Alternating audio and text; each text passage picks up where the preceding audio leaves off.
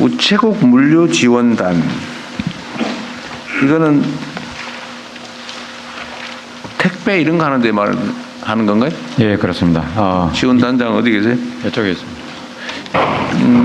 우체국 물류 지원단은 조직이 독립 조직이에요?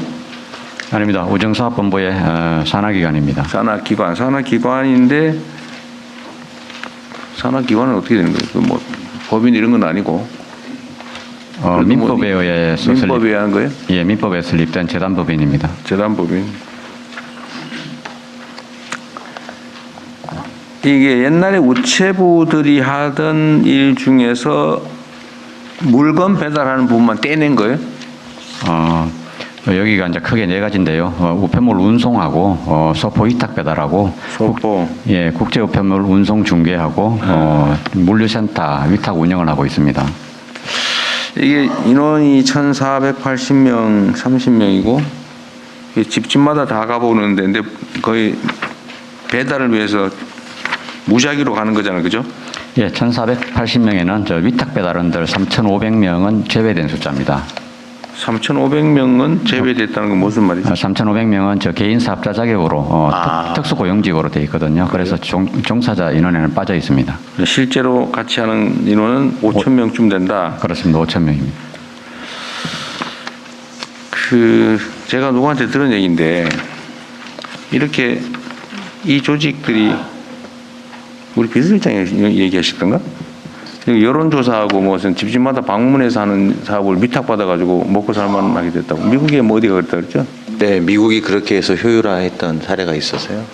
그것도 우리도 한번 검토해보면 좋을 것 같아요. 정부가 어떤 뭐 조사 사업을 위탁할 때 그 생으로 새로 시작하면 돈이 많이 들 텐데 이런 데다가 위탁하면 너무 쉬울 것 같은데 가는 길에. 네, 우정사업본부장 직무대리 말씀드리겠습니다. 그 유사한 사업으로 저희들이 복지등기라는 사업을 집배원 복지등기. 복지등기. 예, 그래서 복지가 필요한 가구를 발굴하는데 이제 집배원들이 가구별로 이제 방문해서 좀 포인트 체크를 해서 상황을 전달해주면 이제 복지부에서 지원이 필요한 가구에 대해서 지원하는 이런 프로그램들을 대표적으로 해서 좀 그런 것들을 좀 추가로 발굴하면 좋을 것 같다. 네, 그래서 좀 열심히 좀 그런 부처랑 협의를 하고 있고요. 그런 체계를 구체적으로 좀 체계화하기 위해서 지금 국회에서도 입법 발의를 지금 한 상태입니다. 네, 그래서 입법되면 좀 더 체계적으로 그런 부분을 활용할 수 있을 것 같습니다. 뭐 그 전이라도 그게 더 훨씬 효율적일 수 있는데 뭐 더 열심히 좀 현지 조사 위탁을 받거나 이런 거 그죠? 네.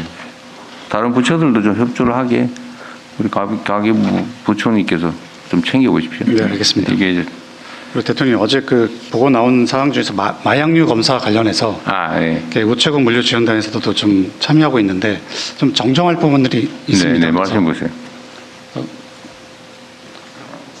네. 사실 우편 집중국은 어제 관세청이 문제가 아니라 우편 집중국 쪽이 문제일 수도 있어서 사실은 관련 담당이 얘기해 보시죠. 네. 지금 우편 집중국에서는 사실 그 마약류 검사라든지 이런 업무를 해본 적이 없습니다. 그래서 이제 그래서 세관의 도움을 받아서 같이 협업을 하라고 했던 건데 그런 부분들이 이제 검토하는 과정에서 좀 저희들이 좀 두려웠던 부분도 있고 그래서 좀 검토하는데 시간이 걸렸는데요. 일단 이달 말에 동서울 집중국에서 시범 운영을 할 계획이고 한 3개월 정도 시범 운영을 한 후에 전국 확산이 될 수 있도록 좀 공무조정실과 좀 협의해서 좀 방을 마련하도록 이렇게 하겠습니다. 네, 어제 보고에서 우체국이 죄송합니다. 우편 집중국을 통해서 이게 저희가 그 검사를 해야 됩니다. 우체국은 금융이나 이제 그런 집중국에서 해야죠. 네, 맞습니다. 그리고 지금은 이제 관련 장비를 들여오고 사실 이 관련된 저희 우체국 직원들이 관련 지식이 없기 때문에 교육을 받는 좀 시간이 좀 있었습니다. 그래서 지금 12월 29일부터는 동서울 우편 집중국 중심으로 일단 서울 전역을 저희가 지금 일단 시범 사업을 지금 하겠습니다. 그리고 3개월 동안 진행하고 전국으로 빠르게 확산시키겠습니다. 그런데 저기 그때 우리 국무총리하고 같이 얘기했던 것 같은데 저게 사실은 집중국에서 할 일이 아니에요. 집중국은 사실은 그렇게 하면 권한을 벗어난 행위를 하는 거라서 진짜 문제가 됩니다.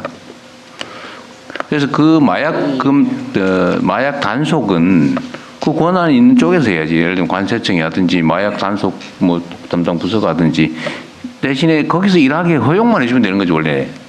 우편 집중국 쪽에서는. 우편 집중국이 마약 단속을 한다고 자기 장비 사고 자기 인력 구형해서 하면 안 돼요. 내가 보기에는. 근데 그거를 그 관련해서 총리실 조정해 줘요. 예, 그렇게 하겠습니다. 우편법에 따라서 그 우표를 볼 때 회전하거나 그러면 보상 절차 그런 것들이 없기 때문에 그런 절차를 좀 만들어 줄 필요가 있습니다. 그래서 법도 좀 검찰도 들어와야 되고 그다음에 원래 관세청도 들어와야 되고 마약 단속권이 있는 그 수사 그렇습니다. 기관하고 예, 예.